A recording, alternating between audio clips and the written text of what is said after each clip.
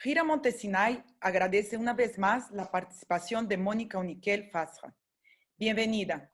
Mónica es una mujer que lleva por dentro una gran pasión, una enorme determinación y una memoria intacta que transmite en cada palabra, en cada gesto, en cada imagen que proyecta y en cada paso que da en sus recorridos. Todo para Mónica tiene una importancia, una relevancia y una trascendencia. Cualquier detalle, ella lo transforma en historia. Hace más de 20 años, Mónica comenzó a rastrear el viejo barrio de la Merced en el centro histórico de la Ciudad de México, en busca del legado judío de principios del siglo XX. Mónica busca incansablemente testimonios de los antiguos vecinos, de los que compartieron historia y le da valor a cada recuerdo. Mónica se dice ser una mera transmisora del legado del pasado.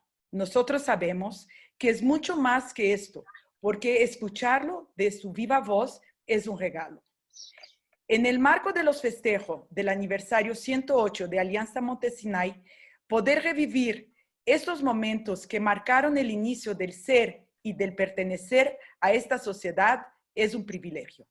Hace 108 años, hombres y mujeres, mirando al futuro, construyeron nuestro preciado tesoro, le dieron sentido a nuestras familias, las unieron dándonos una dirección. Hoy Mónica nos preparó una plática sobre la historia de la comunidad Montesinay. Es un honor para nosotras tenerla en Gira Montesinay. El micrófono es tuyo, empezamos. Gracias, Marlene. Gracias a todos los que se están conectando, los que están aquí, los que están en Facebook. Gracias a la comunidad Montesinay por el interés en esta plática. Y bueno, pues voy a empezar porque hay mucho que ver. Por ahí hubo gente que pensó que la plática iba a ser sobre el cementerio, pero realmente no es sobre el cementerio, sino que es, como lo dice su título, el panteón que dio vida a una comunidad.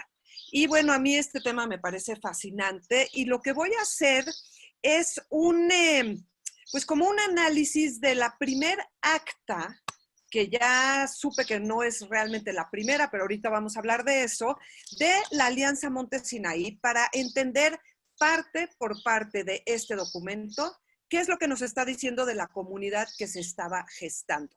Entonces, vamos a empezar. Esta es la primera acta que está en el libro de actas de la Sociedad de Beneficencia Alianza Montesinay. Sin embargo, esta alianza se creó, no lo van a creer, ahorita lo estábamos viendo con las chavas, con Doris, con Alicia, con Marlene, que realmente el día del nacimiento de la Alianza Montesinay, no lo van a creer, fue el 14 de junio. La fecha de 1912, 108 años tiene esta primera organización judía de México. Sin embargo, esta es la primera acta que se conoce, digamos, que está en el libro de actas, tiene el número 1, como pueden ver aquí arriba, y es de agosto. O sea, cuando se registra fue en junio. Pero en esta, como vamos a ir viendo el análisis de lo que dice en esta única hoja, me va a tomar una hora y corridito para platicar con ustedes sobre toda la información que tiene esta hoja, y a mí me parece fascinante porque nos da muchísima información. Entonces, vamos a ver cómo es que era una sola comunidad la que agrupaba a todos y muchas cosas más. Entonces, esto es como se veía la primera acta, pero vamos por partes. Y dice así: en la Ciudad de México, a los 18 días del mes de agosto de 1912. Ahí me detengo. ¿Qué estaba pasando en México con los judíos en 1912? Bueno, no con los judíos. En México, 1912 es la Revolución Mexicana. Pero entonces nos vamos a ir un poquito atrás para entender qué pasó para llegar a este momento, quiénes estaban aquí. O sea, realmente los que fundan la comunidad judía de México, la comunidad Montesinay, en su gran mayoría eran judíos del Imperio Otomano, que llegaron de Grecia, de Turquía, de los Balcanes, de Siria, tanto Alepo como Damasco, y también había Ashkenazim que como grupo llegaron después. Pero en un principio, los que estaban fueron ellos, pero ¿quiénes ya estaban aquí antes? Porque antes de esto había un puñado de judíos que llegaron en tiempos del porfiriato. Porfirio Díaz está en el poder desde 1877 hasta la revolución que fue para quitarlo del poder. Y ya había aquí judíos, tanto estos que eran los Bulfovits y que fundaron en un piso entero del edificio llamado La Palestina en 5 de Mayo, un taller de joyería, de que se arreglaban relojes públicos, brillantes, diamantes y otro tipo de cosas, donde ellos pues llegaron de París, pero había otros que llegaron, o sea, al llamado, que hicieron caso al llamado de Porfirio Díaz a aprovechar una ciudad y un país que se quería en aras del progreso, que quería ser un país progresista, un país que hoy le llamaríamos del primer mundo, y entonces llegan judíos dentro de este llamado de europeos, porque era como quienes mejor podían cumplir con este progreso, ¿no? Él quería mejorar la raza, y entonces llegan algunos judíos. Saben trabajar y saben ahorrar y pueden ser un buen ejemplo para el país. Y entonces llegan, por ejemplo, los que traen esta marca de High Life que se llamaban Levi y Bloch. Alguno de ellos será el que está en esta puerta y el otro el que está en esta otra puerta, y eran los dueños de High Life. O este hombre Jacobo Granat, del que vamos a hablar más adelante porque fue importantísimo y que tuvo el Salón Rojo, que fue el primer cine de México, pero luego tuvo otros muchos cines también. Él llegó de Lemberg, del Imperio Austrohúngaro, o fundaron el primer Banco Nacional de México, como el señor que está aquí en la foto, que se me olvidó ahorita su nombre, y que había varios socios, entre ellos estaban los Barcelonets, que no eran judíos, los llamados Tron, pero que fundaron el primer banco y que eran como estos judíos que estaban aquí en la época de Porfirio Díaz, y que, por ejemplo, aquí vemos a Estela Bulfovich, que llegó a México con un contrato del Palacio de Hierro para encargarse de las fiestas del centenario de la independencia, para vestir pues el departamento de moda femenina, y así se veían los carruajes en esta época, cuando empiezan a llegar los judíos del Medio Oriente. Entonces, bueno, de esta época del porfiriato no me voy a seguir porque no es el tema, pero nada más como contexto. La gran mayoría no querían que los identificaran como judíos. Ellos eran franceses, alemanes, ingleses, se codeaban con la gente de su propia nacionalidad. Y cuando estalla la Revolución Mexicana, la gran mayoría se van, se regresan a sus países. Pero entre estos judíos de la época del porfiriato, hubo algunos que sí se quedaron y que sí participaron en la fundación de la Alianza Monte-Sinaí, como Granat, por ejemplo, y otros. Entonces, bueno, estaba Scherer entre los fundadores del banco también. Noetzlin era otro. Pero bueno, realmente el grueso de los que fundaron la Alianza Monte-Sinaí fueron los judíos que hablaban árabe. También había judíos que hablaban ladino y también había judíos que hablaban idiomas de países europeos, como vamos a ver más adelante en el acta. Pero bueno, aquí tenemos un pasaporte, un documento de migración de judíos árabes, esta familia, o este anuncio de un periódico en ladino, que el ladino no es otra cosa que el español antiguo de los judíos expulsados de España, escrito con letras en hebreo. Entonces, esto está escrito en español, pero dice está escrito con letras hebreas, pero dice en español así, para la América. Y es un anuncio de barco en un periódico del Imperio Otomano para vender y facilitar estos pasajes para que llegaran aquí a la América. Y judíos del Imperio Otomano, de Siria, de Damasco, de Alepo, que se vienen a la América buscando libertad, buscando oportunidades en sus países.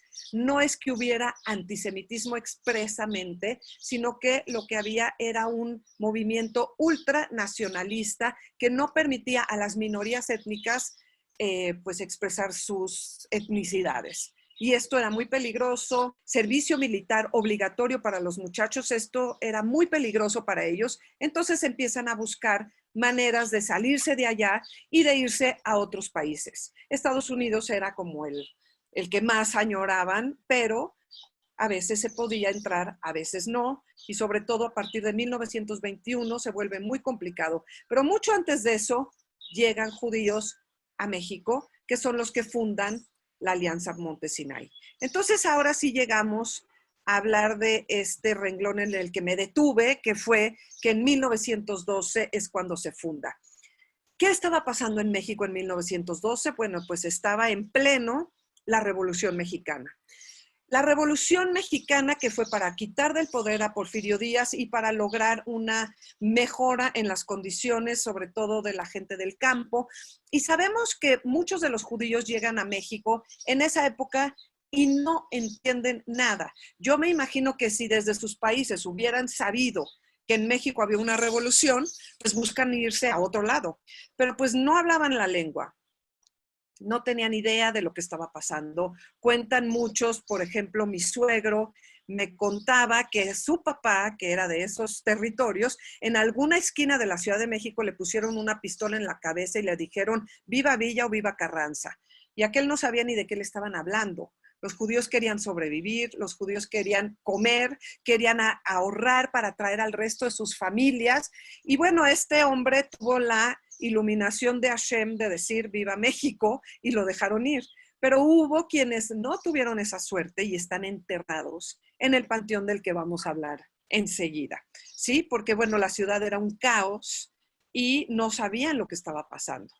Y, por ejemplo, sabemos que la gran mayoría de los inmigrantes se dedicaban a vender cosas en las calles, se cargaban el cuerpo de mercancía, iban de un lado al otro ofreciendo con las 3 palabras de español que podían ofrecer su mercancía. Y el dinero con el que les podían pagar, pues era muy difícil de cobrar muchas veces. A veces una moneda o un billete cambiaba de un día al otro y ya no servía para nada porque entraba un bando de revolucionarios y cambiaba las reglas y se lo cambiaba el valor y ya no servía más que para ir al baño. Entonces, pues todo esto fue muy complicado, hizo que los judíos en algunas familias que tenían gente en Nueva Orleans tomaran el tren y se fueran a la frontera. Muchos de estos trenes en ocasiones fueron dinamitados también, y entonces esto hizo su vida muy complicada, sin embargo no tanto como lo era en el Imperio Otomano. Y cuentan que después de pasar la crisis y de poderla sortear, pudieron tener una muy buena vida en México. Estas fotos que vemos aquí, yo estoy segura, sobre todo la que está aquí, es de estudio. Es una foto tomada en un estudio donde un inmigrante judío le pusieron la canana con las balas, se puso aquí el rifle y se tomó la foto. Esta de aquí que claramente es la familia Jaimes y también es una foto de estudio. Lo que sabemos es que la participación de los judíos en la revolución es completamente insignificante.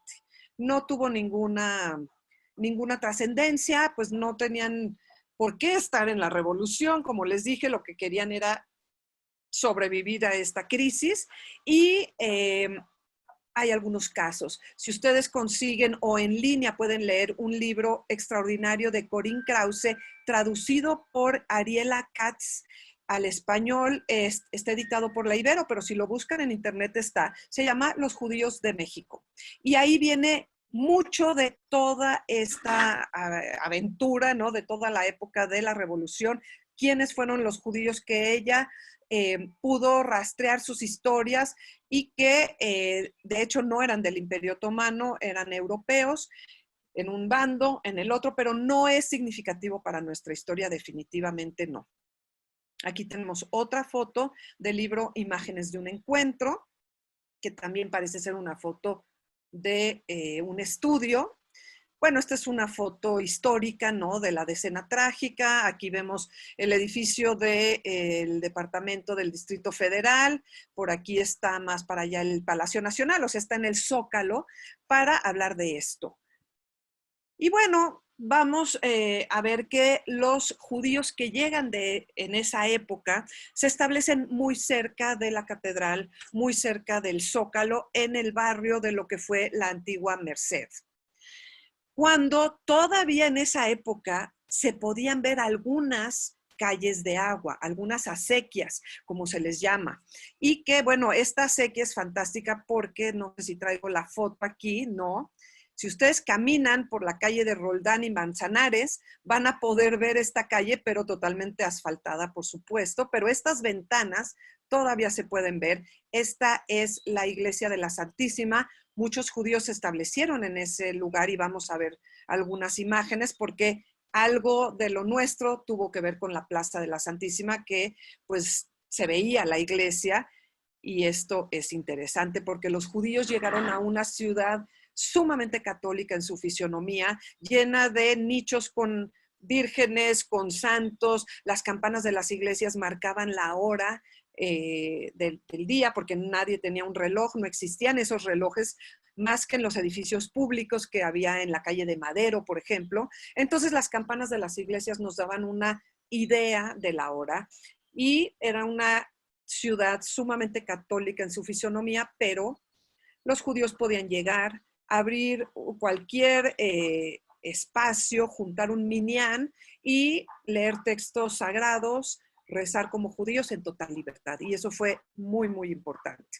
Y llegaron a estas calles de Jesús María, Limón, donde se sabe que había un lugar de rezos, la calle de las Maravillas había otro, en la Plaza de la Santísima había otro, en estas vecindades donde el que vivía invitaba para que todos pudieran rezar juntos.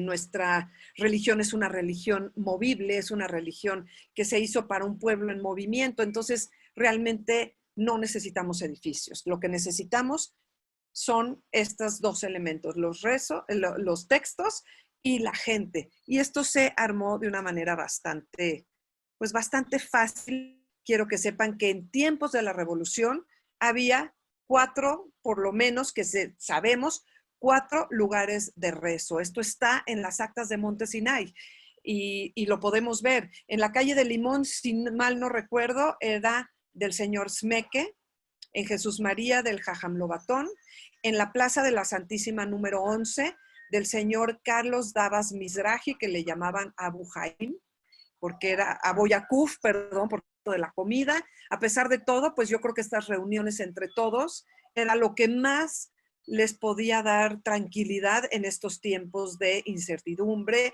de no saber si podían vender, si no, el estar juntos ayudaba muchísimo. Ruti Dana de Maya, ella me la facilitó en un inicio y luego la encontré también con la señora Sonia Rayek, Sonia Mizrahi de Rayek, que en paz descanse, que ambas tienen relación con la familia Jalabe, que aquí está retratada. Parece que la vecindad era Tomatlán. Y así vivían compartiendo desde tiempos de la Revolución, compartiendo el patio de la vecindad con vecinos que podían ser libaneses, que podían ser católicos, que podían ser también inmigrantes de Oaxaca, de Veracruz, de Puebla. Era una vivencia muy enriquecedora a nivel cultural, a nivel religioso.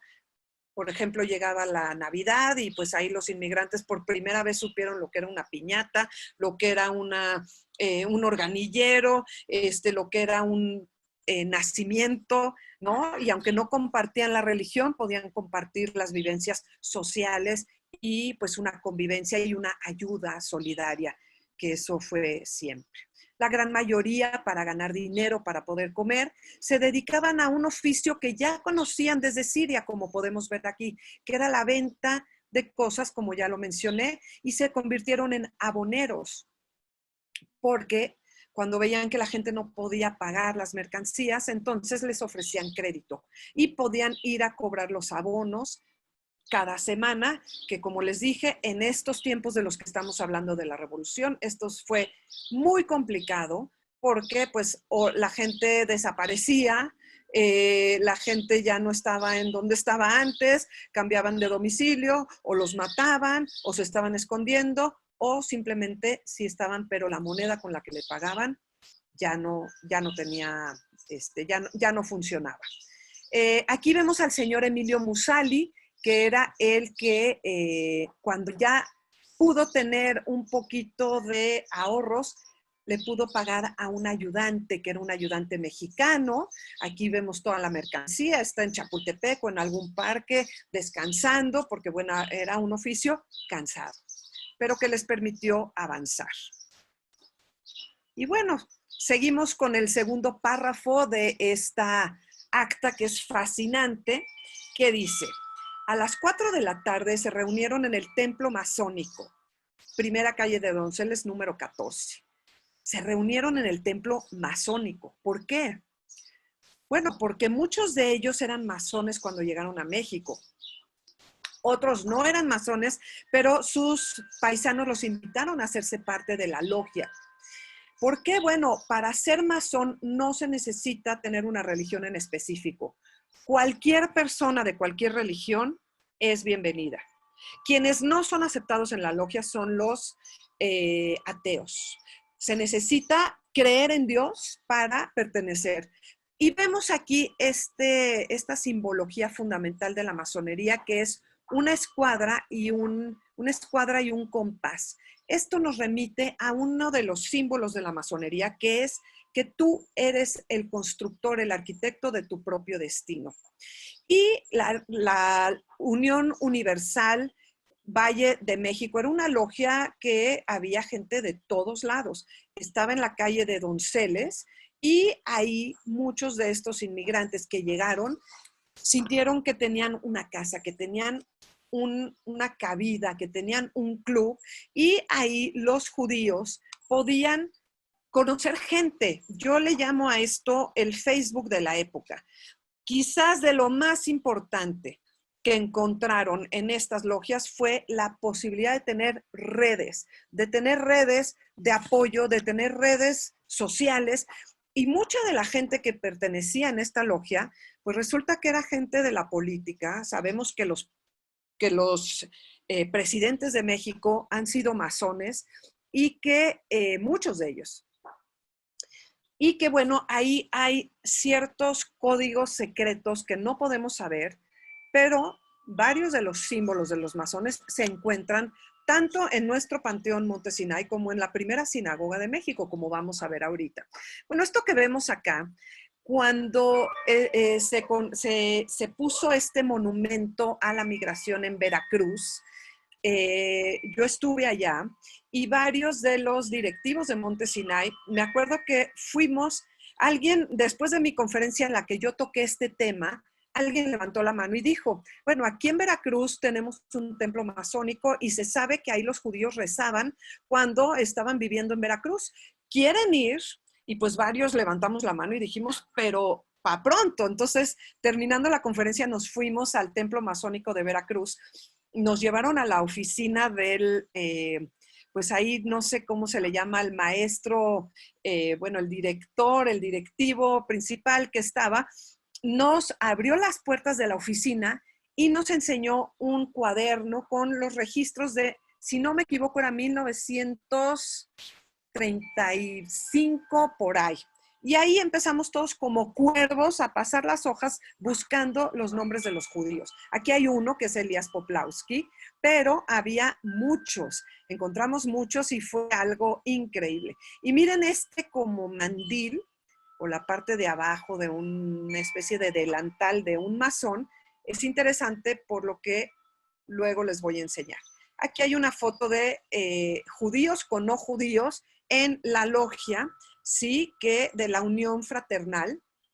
Entonces, el hecho de que hubiera judíos en la logia y que hubiera muy pocos judíos en la Ciudad de México, hizo que para la fundación, para las juntas que quisieran hacer antes de tener un local propio, los judíos para la fundación de la Alianza Montesinaí pidieron prestado, seguramente les prestaron porque eran miembros, el espacio para la fundación de Montesinaí. Pero esto fue bastante orgánico porque mucho antes de eso ya organizaban los rezos en este mismo espacio porque no tenían una sinagoga. Entonces, los rezos de Rosh Hashanah y de Yom Kippur se empezaron a hacer, se sabe que desde 1904, en este siglo, porque desde finales del siglo XIX ya se supo de un par de reuniones en ese mismo espacio, pero las que quedaron más registradas, una fue la de 1905 en el Mexican Herald, que era un periódico en inglés, quedó registrada esta reunión para los rezos de Rosh Hashanah y Kippur desde ese año, 1904, 1905, todos estos años hasta 1908 en que hay un primer intento de la fundación de la Alianza Montesinaí, pero que no pudo ser por la Revolución Mexicana.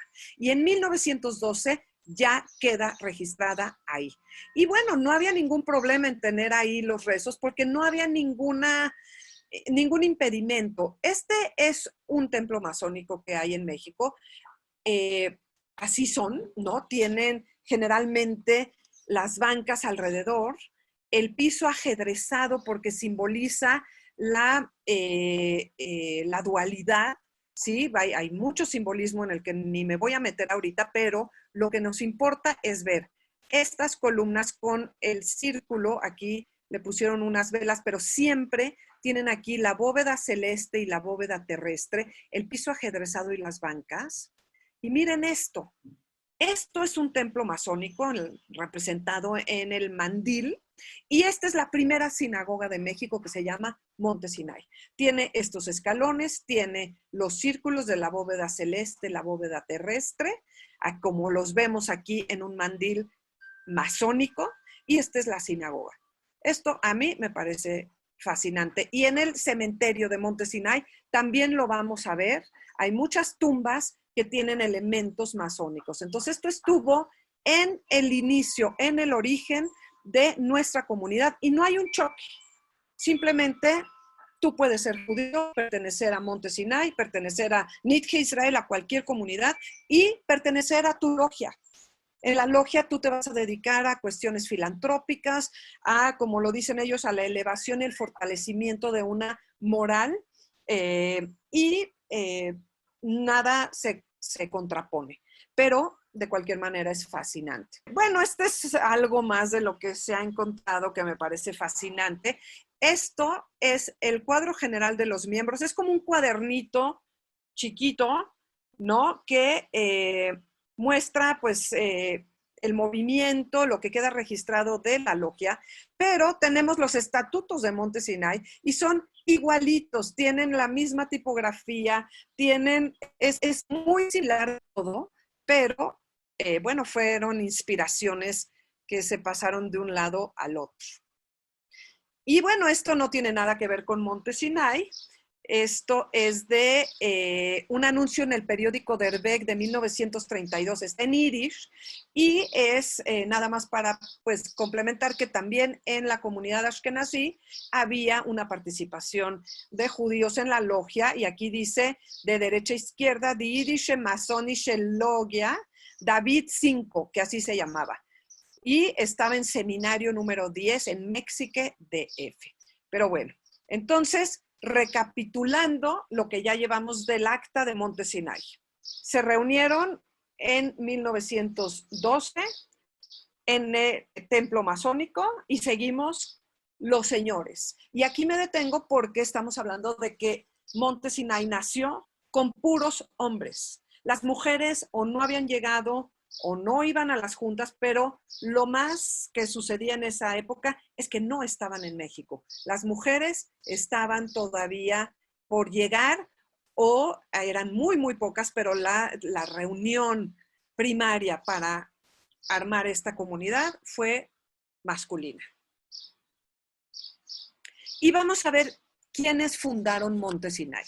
Fíjense en los apellidos porque nos habla de cómo fue una conjunción de judíos de todas partes del mundo, de los que llegaron a México, y no nada más de judíos de Damasco o Líbano, que es lo que hoy se reconoce como la Alianza Monte Sinai. Empezó siendo de todos y luego vinieron las separaciones. Entonces tenemos a Schutz, Grossman, Capón, Bliss, Foltz, Mizrahi, Cohen, Goodman, Weinstock, Pichansky, Morrison, Miramón, Aleluf, Chamis, Lomnitz, Rivas, Cherem o Cherem, Mazarein, Fasha, que es Fasja, Dayan, Cherem, Elidaya, otro Cherem, Sidawi, Habib, Sazón, Amón, Dayan, Lobatón,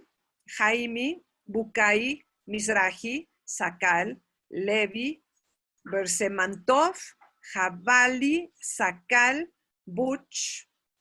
Hasta ahí los que estuvieron en esa junta. Por ejemplo, no vemos aquí el nombre de Isaac Capón, que es fundamental. A lo mejor no pudo ir, a lo mejor estuvo enfermo, a lo mejor lo que sea, pero él tendría que estar acá. Pero de todos estos, yo les quiero pedir, yo voy a hablar de 4 o 5 de los que tengo información, pero si ustedes tienen de otros, por favor, compártanmela. Si tienen información, si tienen alguna duda que no se resuelva al final de esta charla o algo que quieran aportar o fotografías, se enriquece este material y pues me encantaría y se los agradecería mucho. Entonces, lo más importante es esto, que estaban todos juntos, porque sabemos que Grossman, Weinstock y otros por acá, pues eran Ashkenazim que venían o de Rusia o de Polonia. Mizrahi, por aquí está Sakal y otros venían de Damasco. Fasja, el rabino Lobatón y otros venían de Alepo. Cohen y otros venían del mundo sefaradí, donde se hablaba ladino, Vidal Levi. Entonces, sabemos que empiezan todos juntos en 1912. Sin embargo, en 1922 sabemos que hubo un conflicto importante en la sinagoga de Monte Sinai que hizo que los Ashkenazim fueran los primeros en escindirse y fundar Nit Israel. Después los judíos que hablaban ladino fundan el origen de lo que se convertiría después en la comunidad comunidad sefaradí. Y después Maguen David ya se crea hasta 1938, pero compartían ciertas cosas y otras no. Entonces, bueno, esta es la tercera parte del documento que nos habla de quién era esta comunidad y cómo estaba conformada. Primero les voy a hablar de Francisco Rivas Puigcerver, que era un personaje muy interesante que no tuvo hijos y dicen que adoptó a todos los muchachitos que podía para representar el origen de una comunidad judía. Y es el origen también de la prensa escrita. Vemos aquí la fecha, es febrero de 1889. En este año se editaba, primero se llamaba El Sábado Secreto y luego El Sábado, que fue un periódico que él fundó y que era mandado a los países que conformaban el Imperio Otomano. Y entre las cosas que él escribía, él decía, judíos del Imperio Otomano, ya no busquen más, vénganse a México. México es el país más liberal del mundo. México les abre las puertas, vengan a México. Y entonces, bueno, se sabe que él tenía una gran biblioteca y que cuando en 1905 vino una delegación de la Bnei Brit de Los Ángeles, él estuvo presente y él invitó a su casa en la colonia Tacubaya, que era un pueblo, para brindar por el origen de la comunidad judía de México que se llamaba Emanuel. Esa fue la única vez que se reunieron. Los judíos franceses que estaban en México no reconocían a Francisco Rivas como un judío legítimo o tenían sus dudas. Entonces, bueno, ellos no querían aparecer dentro de esta organización, ellos apoyaban con dinero, pero de manera anónima. El caso es que no había una madurez, no existía la seguridad para que existiera ya una comunidad judía en 1905. Fue como el primer aborto. Pero él estuvo ahí y luego él estuvo en 1912 cuando ya nace esta comunidad. Hay muchísimo que hablar de este personaje. Como les digo, si se meten a buscar el libro que escribió Corinne Krause y que lo tradujo al español Ariela Katz, van a poderse enterar de muchas cosas más sobre este personaje. Bueno, el segundo fue Isaac Capón, que es fundamental. Él fue un empresario, fue un comerciante, tuvo tiendas en la calle más importante que hoy conocemos como Madero, pero que era conocida como Plateros y San Francisco. Y este hombre fue muchas veces el tesorero de Monte Sinai. Muchas veces quiso renunciar a esto porque la gente no quería pagar. Y se queja de que los judíos no quieren pagar y pues claro, la gente era paupérrima, no tenían casi para comer y sin embargo, pues gracias a estas pequeñas cuotas que iban aportando, se pudo lograr hacer algo. Pero Isaac Capón fue fundamental, él llegó de Salónica, Grecia, él hablaba ladino y él ayudó de muchas maneras a esta comunidad. También, por ejemplo, sabemos que su madre muere en 1911, tuvo que ser enterrada en un panteón no judío y es cuando él dice, no podemos estar en este país si no tenemos un cementerio propio. Tenemos que estar ahí, tenemos que echar raíces y aprovecho para hacer el comercial del gran libro de Paloma Kung Sulkin que se llama Tierra para echar raíces, en el que ella analiza los cementerios judíos de México, los 11 cementerios judíos que hay en toda la República. Me parece que está agotado, pero se puede conseguir y no dejen de hacerlo si este tema les interesa, además de que tiene unas fotos extraordinarias de Claudia Nierman. Y bueno, ahí vamos a retomar a Capón porque él hizo un discurso muy conmovedor que les voy a leer pronto. Otro personaje que aparece ahí es el señor Simón Weinstock o Weinstock Reichmann, que es muy interesante porque él fue de los pocos ashkenazim que había en México antes de 1920. Si no me equivoco, él llegó en 1917. Aquí vemos su acta de naturalización por parte de Plutarco Elías Calles. Y bueno, él fue muy activo. Luego también cuando surge esta organización Freudenverein de ayuda, no nada más a los judíos, también a mexicanos en necesidad, él estuvo en la fundación. Y él llegó de Polonia. Y tenemos aquí a otro personajazo que es de los primeros que llega a México, es el rabino Shlomo Lobatón. Si de casualidad Ilana Wolf me está escuchando, me preguntaste ayer que si él es el de esta foto. Él no es el de esta foto, aunque podría ser, se parecen de algún modo, aunque Lobatón llegó de Alepo en 1910 y hablaba árabe, y este es el Shohet Litmanovich, que llegó en los años 20 y que su idioma era el yiddish. Sin embargo, pongo su foto aquí porque Lobatón no nada más era un líder espiritual, no nada más organizaba los rezos en su casa donde vivía en la calle de Jesús María, sino que también hacía shejita, es decir, él en algún mercado o en su casa o en cualquier casa mataba los pollos para poder tener carne kosher. Pero lo más importante no eran los pollos era fácil. Lo más importante es que él iba al rastro de la Ciudad de México, que estaba en lo que eran las afueras antes, por la zona de San Pablo, pero que hoy ya es parte de la Ciudad de México. Mataba para poder tener carne kosher en tiempos de la Revolución Mexicana, lo cual me parece inaudito. Y la foto que tenemos de Litmanovich, pues es un tesoro porque en los años 20 muy poca gente podía tener una fotografía, no había que nadie tuviera una cámara, pero se llamaba a fotógrafos con equipos pesadísimos que iban y ¿saben cuántas fotos tomaban? Una. Y esa foto pues era realmente única. Por eso yo los invito a que si tienen este tipo de fotos me las compartan porque son tesoros nacionales e internacionales. Otro de los personajes que aparece firmando el acta como Elías Fasha era el abuelo de mi esposo y él llegó de aquellos rumbos, parece ser que de Egipto, pero realmente estaba, pues toda su cultura era Siria, de Alepo. ¿Y por qué les pongo esta foto? Porque de acuerdo al relato de su cuñado, Isaac Daba Ashkenazi, la primera boda, por lo menos de judíos de Alepo en México, fue la boda de Elías con Adela Daba. Y cuenta que primero se hizo el inyan o el compromiso. Se hizo el compromiso en casa de uno de los dos. Después se hizo ¿y qué establecía el compromiso? Que si uno de los dos fallaba a su compromiso con la boda, tenía que pagar un montonal de dinero en monedas de oro, que era lo que se acostumbraba en esa época. Entonces, pues más valía que nadie se raje porque pues era un compromiso muy, muy importante y sagrado.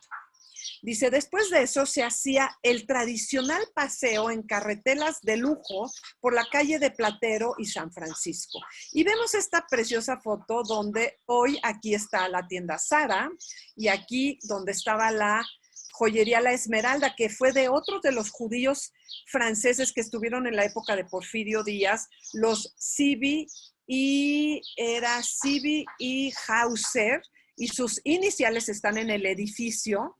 Bueno, hoy es el Museo del Estanquillo con las colecciones de Carlos Monsiváis. Vemos que esta calle, que hoy es peatonal, en una época fue de ambos lados, y que además en esta foto súper interesante vemos que hay de los primeros Fords que ya estaban circulando por las calles de la ciudad, y también los que le llamaban de tracción animal, que eran carretas, y para cuando iba a haber una boda, alquilaban las de banderita azul, que eran las de lujo, porque las de todos los días eran las de banderita amarilla. Y que todos los Halevis o judíos de Alepo que había en ese momento en la ciudad, se congregaron en estas carretelas, iban, dice, hora de un lado, hora del otro, saludándose unos a los otros, se pusieron lo mejor que tenían, y esto era así como el gran paseo en carretela. Después de eso, los novios celebraron, bueno, la novia fue a la Tevilá. Como no había baño ritual en México en esos tiempos, se alquilaban los baños de San Felipe Neri, que hoy la calle se llama República del Salvador, y también algunos iban a los baños del Peñón, que están enfrente del aeropuerto. Entonces, bueno, quería platicarles de esta primera boda, ya después de la Tevilá, a la que con cacerolas hicieron cantos, hicieron todo un relajo para festejar a esta novia. Se hizo ya la boda en la vecindad. No había dinero, no había luna de miel, no había nada, pero fue toda una festividad y fue muy significativo, porque el hecho de que estos inmigrantes que llegaron solos, las mujeres llegaron después, una vez que llegaron, establecer familias en este país tan diferente, en el que todo era diferente, los sabores de la comida, la gente, el color del cielo también tenía otro color por el clima que era diferente para ellos, las frutas que muchas de ellas nunca las habían probado. Aunque cabe decir que los judíos que llegaron de Siria y del Imperio Otomano se encontraron con menos diferencias que los Ashkenazim que llegaron de Europa. Ahí sí era todo completamente diferente, pero era muy diferente. Entonces, pues el hecho de hacer una boda y de saber que pronto habría hijos que iban a nacer de ahí, pues ya eran hijos mexicanos. Esto fue muy significativo. Miren todo lo que se puede desprender de un documento de una hoja. Otro de los personajes que firman fue el señor Carlos Mizrahi. Sabemos que cuando él vivía en el Jardín de la Santísima número 11, además oigan los nombres de las calles donde rezaban: Jesús María, la Santísima, también estaba Cruces. Esto era bastante curioso. Bueno, cuando el Señor vivía en ese lugar, organizaban los rezos y también había un kitab, que era como una casa de rezos, de estudio, donde los niños por medio del árabe aprendían el hebreo y por medio del árabe también fueron aprendiendo el español.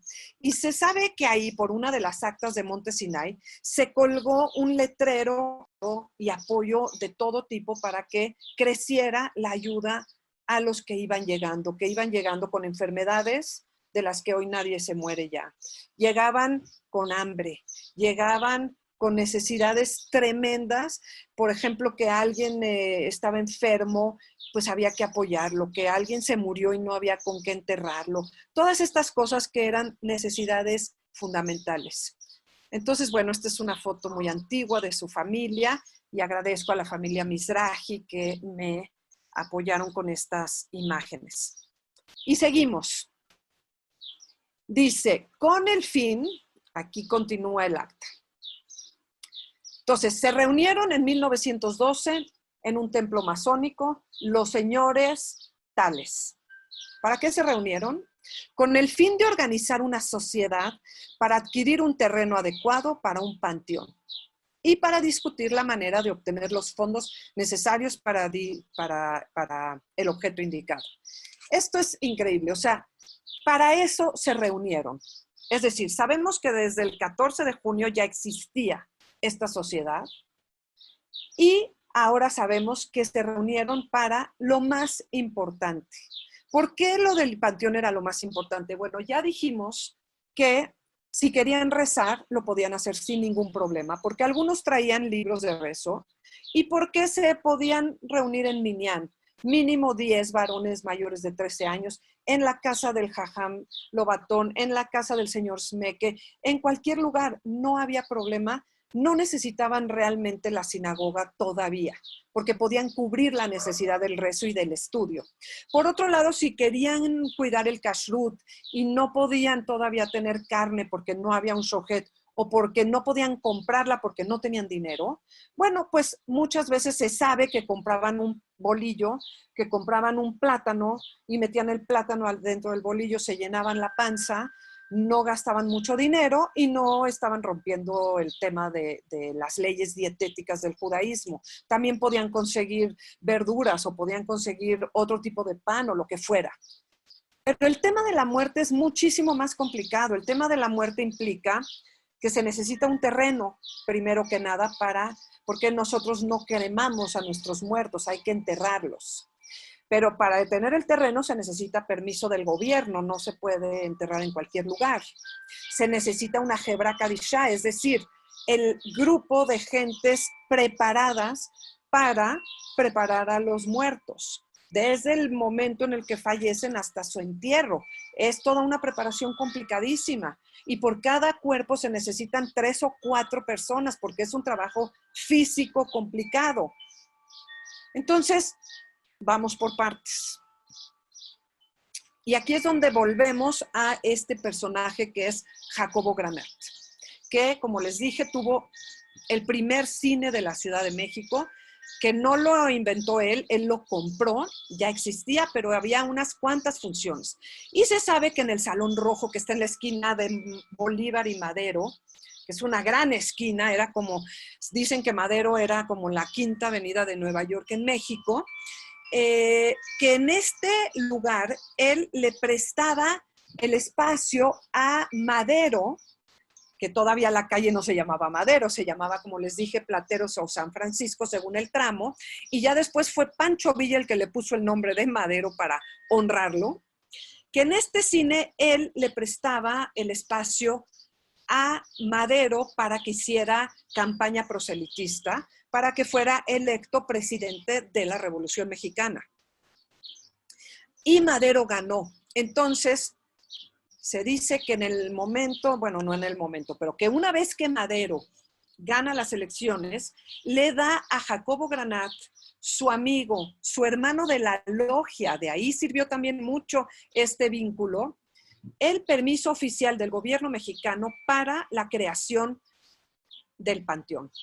¿Sí? Entonces, esto fue fundamental.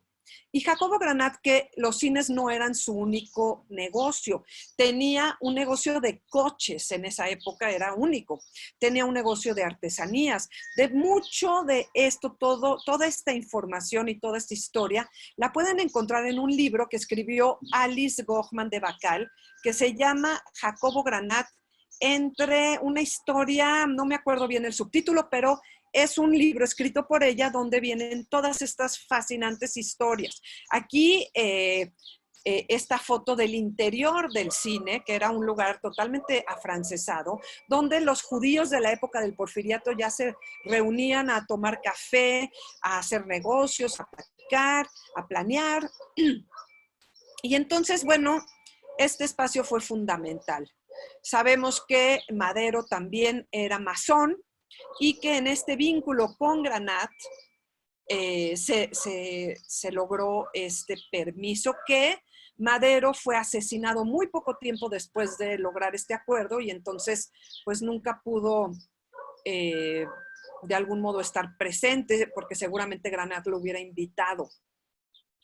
Esta es la papelería que usaba Granat para pues lo que necesitara, y es padrísima porque tiene el emblema del gallito de Paté Frères, que quiere decir hermanos Paté, que fueron los que iniciaron con el cine en París, y entonces él era un representante, no son los que iniciaron el cine, sino que son los que tenían el negocio de las películas, y entonces él, en el edificio Salón Rojo, aquí está su papelería, era, dice, los únicos concesionarios en la República Mexicana.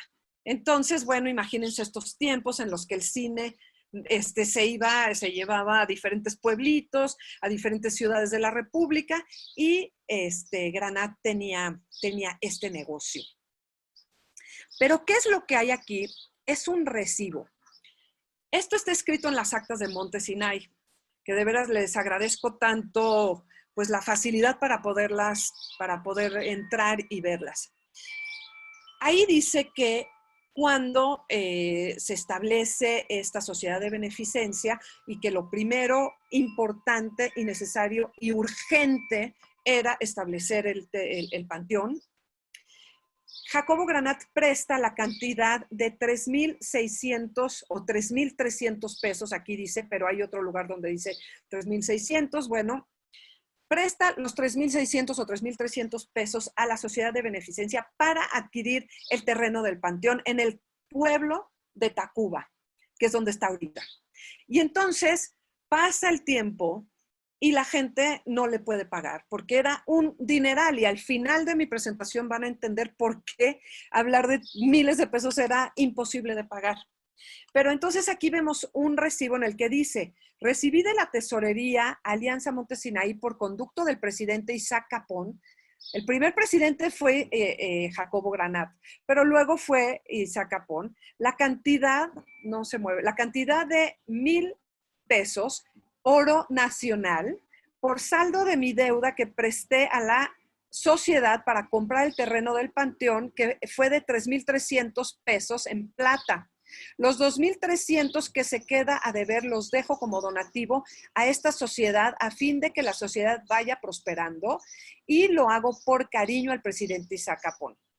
Quedan nulas las acciones. Entonces, bueno, él se dio cuenta que nunca se lo iban a poder pagar y entonces le entregan esto está también ahí en las actas, le regalan un bastón con una cabeza de tigre o de león, que era como algo que no necesitaban los que cojeaban, sino que era un símbolo de aristocracia o no sé, pero en la época de principios del siglo XX tener un bastón era algo interesante. Bueno, aquí vemos una foto medio oscura de cómo era un coche de funerario de principios del siglo XX para transportar pues la caja, ¿no?, hacia el panteón. Y era muy importante que el panteón estuviera ahí en Tacubaya porque primero era a las afueras de la Ciudad de México, que eso, pues los panteones tienen que estar a las afueras. Hoy la ciudad ya se ha ido comiendo todos estos pueblos de San Ángel, Coyoacán, Tacubaya y demás, pero tenían que estar en las afueras. Y por otro lado, tenía que haber transporte para llegar. Y estas fueron cuestiones importantes. Y bueno, aquí vemos la entrada, que ya me parece que ya no es la entrada, porque como se fueron comprando lugares adyacentes, entonces esta ya no es la entrada principal al panteón, pero probablemente ustedes me lo puedan aclarar. Parece ser que se mantiene la reja y todo lo demás, pero parece que al ampliarse hubo cambios. Y miren lo que dice aquí. Fundado, cementerio particular de la Sociedad Alianza Monte Sinaí, fundado el 14 de junio de 1900. Aquí dice 14. La alianza se funda en 1912, pero el 14 de junio fue su fundación, que es hoy, y eso me vuelve a emocionar. Miren lo que leyó en un acta de la reunión de la Alianza Monte Sinaí el 20 de mayo de 1913, el señor Isaac Capón. El señor tesorero tomó la palabra para manifestarles que se había comprado el terreno para el panteón junto al Americano por la cantidad de 7,500 pesos por 10,000 metros cuadrados, a razón de 75 centavos el metro, y le suplicó a todos los asistentes que pagaran la cuota de 1 peso cada mes, empezando desde el 1 de junio, lo cual quedó aprobado por unanimidad. Exhortó a que hicieran la colecta y pagaran al señor Jacobo Granat, presidente de la Alianza, 3,600 pesos que prestó para la compra del terreno. Quizás tendría yo que pasar esta imagen antes de la otra, pero bueno, me parece muy interesante. Y este es otro, este es un discurso más bien, que hizo el señor Isaac Capón en la ceremonia de la colocación de la primera piedra del panteón, que se estableció en el terreno que acabó siendo donado por Jacobo Granat en abril de 1914, es decir, sigue la Revolución Mexicana. No es que porque empezó en 1910 se acabó en 1910. Fue hasta 1918 que ya como que termina. Entonces dice, fíjense qué conmovedor discurso. Ojalá que Dios me deje ver obras de más importancia para el bienestar de todos los israelitas, porque es justo que nosotros, a semejanza de las colonias extranjeras, tengamos un panteón, casa de asilo, hospital, sinagoga, etcétera. Justo es también hacer ver a todo el mundo que decir israelita no es decir un pobre beduino errante en el desierto, sino un miembro de una corporación fuerte, saludable y vigorosa. Nunca será bastante, queridos hermanos, todo el cariño y todo el esfuerzo que pongamos en estas obras, pues tened la certeza de que estamos sembrando para recoger luego los frutos, y que si hoy nos desprendemos de algo, será para comprar nuestro reposo y tranquilidad del mañana.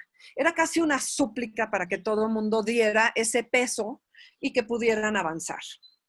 Y bueno, tenemos aquí 2 tumbas que están también al final del panteón, pero ya no es el final, porque ya se amplió, pero estas creo que van a quedar justo al centro del cementerio, pero que por muchos años estuvieron al final y que son de 1915, de 2 muchachitos que murieron asesinados por los revolucionarios porque fue un error, ¿sí? Manuel Marcos Levi Yeyati, febrero 13 de 1915, y José Abraham Levi Cohen, 1915. Y pues es interesante que son 2 tumbas muy simples, muy sencillas, no tienen el material que tienen otras, porque seguramente no tenían parientes en México que pudieran pagar por su entierro, y entonces la comunidad se hizo cargo y lo hicieron de la manera que pudieron. Y vamos a ver algunas tumbas sin meternos en muchas honduras. Entonces vemos, por ejemplo, que aquí es un rabí y entonces hay un libro. No es una conferencia sobre el panteón, porque esto nos podría tomar muchísimo tiempo hablar de los estilos, hablar de los símbolos, hablar de las historias.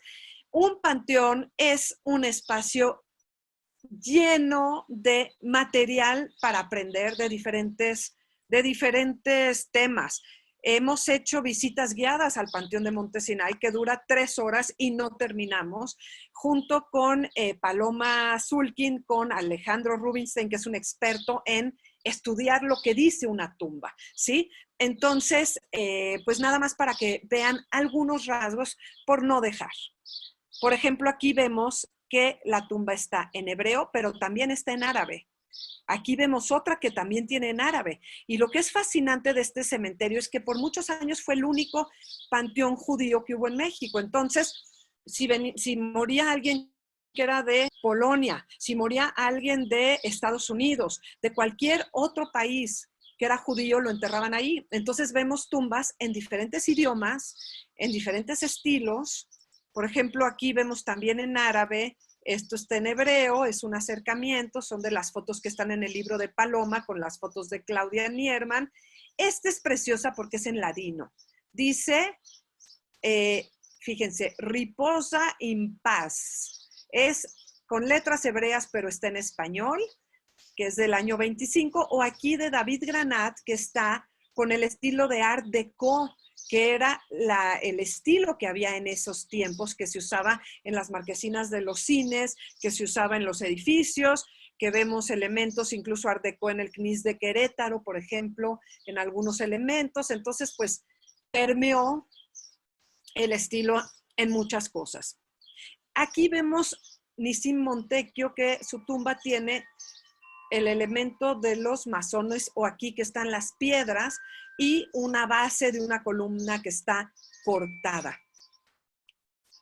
Seguramente porque estamos hablando de un joven que fue el que murió y por eso está esta columna cortada, o porque era un elemento masónico, porque en el cementerio Ashkenazí, cuando vemos un tronco, no una columna, un tronco cortado, es porque no pudo florecer y es cuando morían jóvenes. Y algo interesante que vemos aquí de refilón es una foto.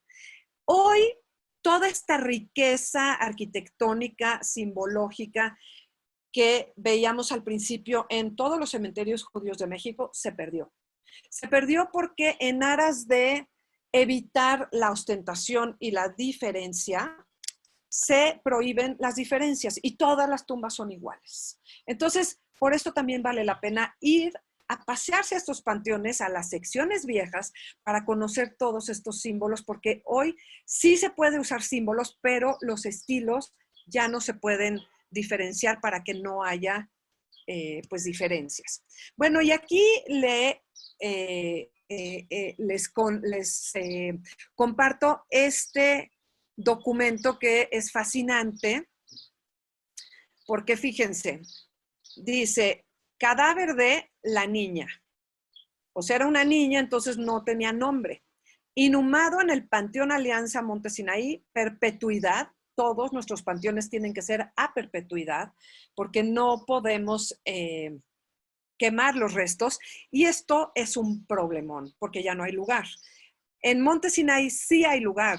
En algún momento, en tiempos de la guerra, y me dicen que esto fue durante la gestión, la presidencia del señor Isidoro Ambe, y si me está oyendo su familia, le agradezco y les mando un saludo, Sofía Ambe y Beto Ambe, se hizo una negociación con el Panteón Alemán para comprar un buen pedazo de tierra. Los alemanes pues estaban en la guerra y se hizo esta compra, y gracias a esta compra, y hoy se los tenemos que seguir agradeciendo, ya no hay problema de espacio. Bueno, no es la única compra que se ha hecho. Monte Sinaí ha tenido la oportunidad de ir agregando terreno, y esto es buenísimo porque no están sufriendo como la Keilah Ashkenazí, que bueno, estamos ya haciendo segundos pisos y al rato vamos a hacer terceros porque se está acabando el espacio en el panteón. Y bueno, otro dato interesante que hay aquí, dice clase tercera, fosa 28, o sea, era muy al principio, en el año 23, ¿sí? Bueno, y aquí hay otro que yo le agradezco mucho a David Cohen. Si estás por ahí, te mando un saludo.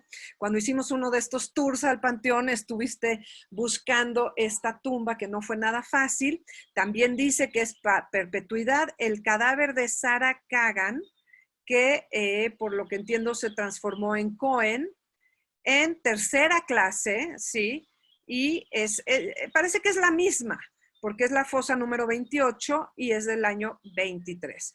Y fíjense, aquí viene otro dato. Dice que los derechos satisfechos en la oficina de recaudación de la cantidad de 5 pesos. ¿Sí? Bueno. Otras escenas de las fotos preciosas de Claudia Nierman que aparecen en el libro de Paloma de El Panteón. Otra que tiene también aquí esta columna rota y dice, murió asesinado en Jiménez, Chihuahua, pero ya en 1919, entonces probablemente fue por otras razones que no tienen que ver con la revolución. Aquí vemos que era un Cohen, aquí vemos un estilo Art Deco, vemos donde hay un obelisco, que esto pues son como préstamos de otras culturas en nuestra simbología que no es nuestra. Las piedras, que son piedras de visita. Pues aquí que es otra visión del cementerio, que de veras uno puede estarse ahí horas enteras. Y esta que la agregué hoy porque me pareció muy interesante ver, se ve mal porque son las dos hojas del libro abierto y entonces está la mitad, pero fíjense cómo se ve el Panteón de Monte Sinai en una foto aérea que Paloma Zulkin mandó hacer a todos los cementerios para el libro. Y es fascinante, aquí vemos que sí hay más árboles de los que creíamos, toda la parte libre, que mucho de esto a lo mejor ya está ocupado. El libro es del 2000, luego les doy el dato porque no me acuerdo, pero ya tiene varios años. Se hizo una colecta entre los presentes, la que produjo la suma de 20 pesos, los que fueron entregados al tesorero señor Isaac Capón, y no habiendo otro asunto que tratar, se levantó la sesión. Entonces, esto es súper interesante también. ¿Se acuerdan que Jacobo Granat prestó 3,300 pesos para la compra del terreno y que le acabaron pagando 1,000? Imagínense el esfuerzo que fue pagarle los 1,000 pesos. Tengo que ver de qué año es ese recibo para ver cuántos años se tardaron en pagarle. Pero el caso es que en 1912 hicieron una colecta que arrojó 20 pesos. Son 20 pesos oro.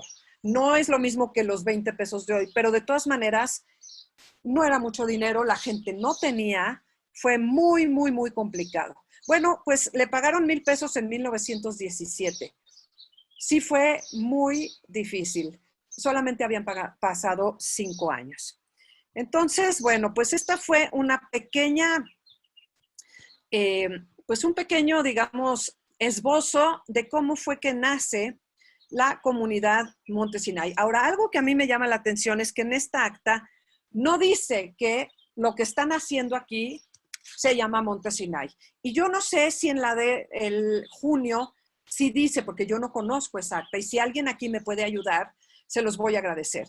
Pero sabemos que le pusieron el nombre de la comunidad Mount Sinai o Monte Sinaí en El Paso, Texas, que era la que lideraba, o de la que era el rabino principal, Martin Cielonka, ¿sí? Que murió en 1938 en El Paso, Texas. Esta foto de la tumba la tomé yo. Miren la sencillez. Es un cuadrito de medio metro, ¿sí? Eso es toda la tumba. Y este señor ayudó a la fundación de la comunidad en México. Cuando en México estaban llegando judíos, como llamamos de espaldas mojadas, que venían de Europa, que no querían quedar, o sea, ellos se querían ir a Estados Unidos, y como Estados Unidos estaba empezando con problemas para aceptarlos, entonces se estaban viniendo a México de manera ilegal. Y lo que hizo Martin Cielonka fue luchar para que en México hubiera una comunidad bien establecida para que los judíos, si fueran deportados, que no los deportaran a Europa, sino que los deportaran a México. Entonces, para honrar a este hombre que tanto hizo para lograr una comunidad en México, se le pone el nombre de la comunidad de la que él era rabino. Aquí lo vemos con MS 1917, era el equipo del Maccabi, donde él participaba. Esta es la sinagoga Mount Sinai en El Paso, Texas. Esto pues me parece a mí una curiosidad. Y bueno, pues no sé cuándo se le puso el nombre. Y me ayudaría muchísimo si alguien de los aquí presentes me puede ayudar, porque sabemos que Estados Unidos cierra sus puertas en 21, 22, 24, y que cuando se funda la Alianza Monte Sinaí, no había problemas. Entonces, probablemente el nombre se lo pusieron después, pero sabemos que fue para honrarlo. Entonces, con esto, pues me fui un poco de volada, con esta foto que me encanta porque tiene esta conjunción que tenemos en el panteón, pero en nuestras vidas, ¿no? También en el quipe con guacamole y también en muchas expresiones y en lo que es nuestra vida, donde nos asumimos como mexicanos y como judíos. Quisiera pues abrir un espacio para preguntas. Tenemos a Freddy Haber, que nos quiere comentar algo de la foto de High Life. Hola, buenas tardes. Gracias, Marlene. Y Mónica, mil gracias. Ha sido una plática de verdad interesantísima.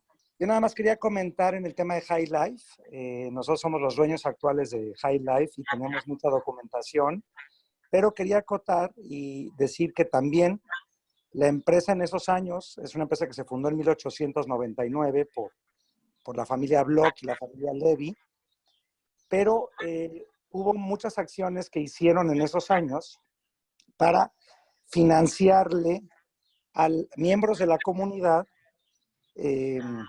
proyectos y prestarles dinero para sus incipientes empresas.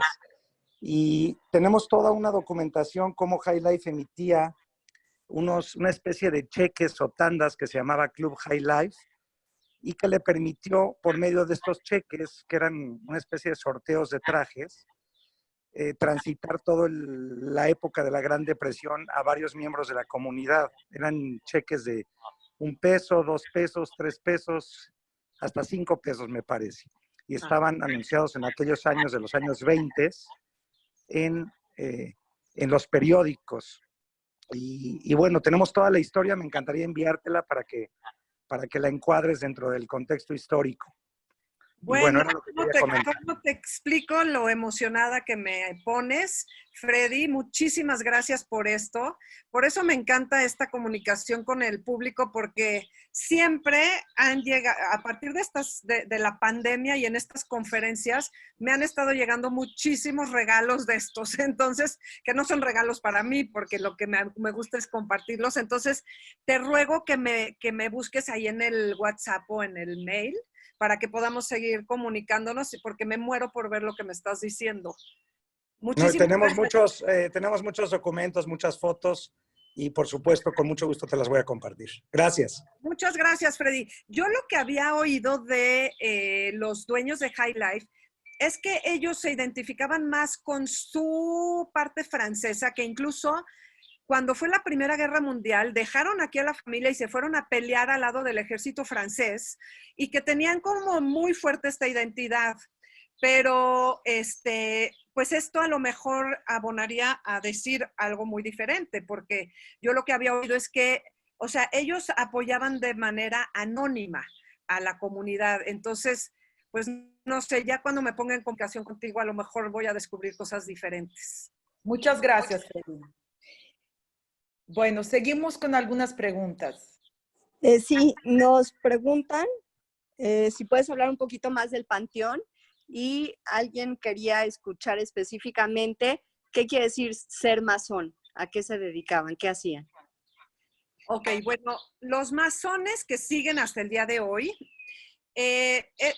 también es una historia muy larga y tampoco soy experta en el tema, pero las logias masónicas tiene una historia que se remonta a la Edad Media, cuando los que construían las catedrales europeas eran los albañiles, que hoy es un oficio que está tan degradado, digamos, pero que en ese entonces eran los que tenían los secretos de la construcción de las grandes catedrales, y era gente muy valorada, y tenían sus mesones en francés, o sea, eran como los espacios donde vivían, porque a veces se ausentaban por años para las construcciones. Entonces eran los que construían, y luego estos grupos que mantenían secretos en sus oficios se fueron haciendo de diferentes oficios también. Lo que hoy conocemos como logias masónicas son grupos de hombres. Alguien me dijo que por ahí había alguno en el que aceptaban mujeres, que yo sepa son como el Club de Toby,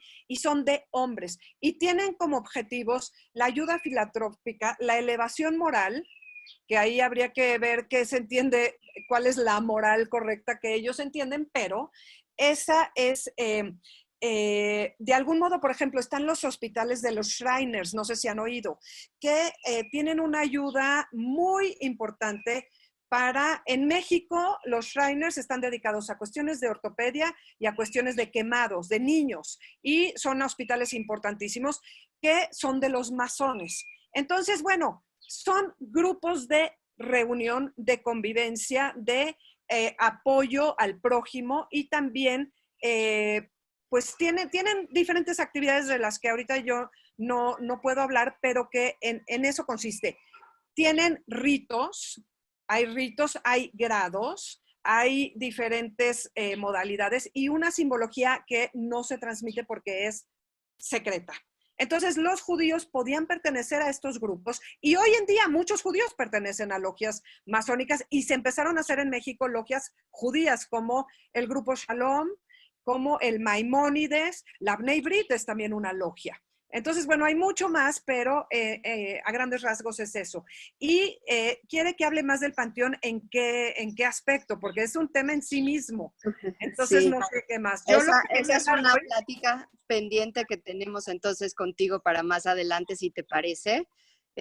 Nada más comentar que en Monte Sinaí hicimos hace algunos meses, publicamos un libro, Mónica, que puedes platicar también, que ya conoces un poquito más, acerca de los espacios y en particular tiene también, aparte de las sinagogas, un capítulo de el Panteón, en donde tiene un video muy interesante y bueno, que Está aquí también Emilio Penjos, que nos va como que dar un pequeño resumen. Emilio. Mónica, muy interesante tu plática. Te quiero agregar unos datos que pueden ser interesantes. Me parece que se puede construir la historia de la comunidad judía de México mucho más con el Panteón. Mi papá trabajó 30 años en la Hebra Kadishá junto con mi tío Marcos Penjos, que seguramente hiciste en su momento esas visitas con él. Entonces seguramente te va a poder aportar información. Te quiero comentar que se sabía el Panteón de memoria, fila por fila, historia por historia. Aquí está Dani, mi primo, también conectado en la historia, que para poder plantear un mapa que tardó muchos años, hoy existe una app, se utilizó toda esa memoria que tenía de cada espacio. Muy interesante la foto que tienes, pero te compartimos también que en Voces y Espacios hay videos muy claros que puedes ver todas las perspectivas del museo que pueden servir para las presentaciones también. Me encantaría estar en comunicación contigo. Te voy a poner en contacto con mi papá para que recuperes más información de esta parte. No, muchísimas gracias. La verdad es que mi tema más bien es la historia de la comunidad, que nace a raíz del Panteón, no tanto la historia del Panteón en sí mismo, que como les digo, hay tanto y tanto material ahí adentro. Algo interesante de lo que comentas, hoy en día soy secretario en la mesa y fui secretario en la gestión anterior, y la actual secretaria, que es Gina Sacal, cuando nos enseñó a redactar las actas, nos dijo: tú debes de escribir el acta como si en 50 años quisieran saber qué fue lo que pasó en ese capítulo de la historia, y a través del acta de cada semana vas a poder saber qué es lo que estaba viviendo la realidad del país y de la comunidad. Y así se escriben las actas, de hecho. Qué maravilla. Entonces yo siempre dije, o sea, el secretario también era un inmigrante, ¿cómo puede ser?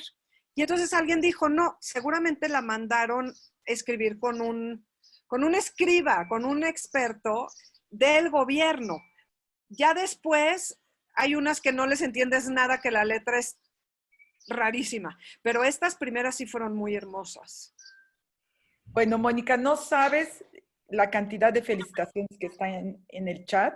Ahorita terminando te lo vamos a mandar. Y la verdad quedamos muy agradecidos. No sé si quieres como dar un último mensaje. No, pues muchísimas gracias. Gracias a todos los que me aportan cosas. La verdad es que la historia nunca se termina. Y gracias a Marlene, gracias a Alicia, gracias Doris, gracias a la comunidad Monte Sinaí por este espacio. También me gustaría concluir diciéndoles que no hay mejor forma de festejar los 108 años con el relato de Mónica y la riqueza de toda la historia de Monte Sinaí. Muchísimas gracias, Mónica. Es un placer tenerte aquí con nosotros y nunca estamos satisfechos. Siempre queremos más. Entonces queda abierta la puerta para una próxima reunión entre todos. También quiero agradecer mucho al equipo de gira, a Doris, a Alicia y a todos los demás que hacen esto posible. Buenas tardes, que disfruten de su domingo. Hasta luego. Gracias.